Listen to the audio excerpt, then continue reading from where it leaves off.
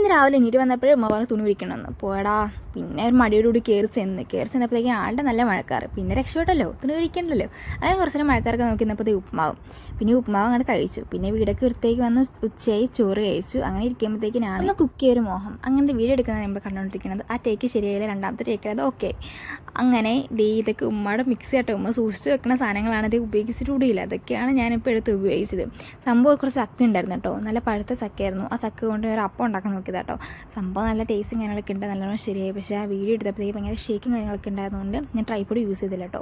അങ്ങനെ അതുകൊണ്ട് ഞാനത് പോസ്റ്റ് ചെയ്യുന്നില്ല. വെറുതെ ഷോ കാണിക്കാൻ വേണ്ടി ചെയ്യണം, അത്രേ ഉള്ളൂ. അങ്ങനെ ഉണ്ടാക്കി കുറച്ച് പാത്രങ്ങളൊക്കെ കഴുകി വെച്ചിട്ട് പിന്നെ ഒരു കുളി അങ്ങോട്ട് പാസ്സാക്കി കേട്ടോ.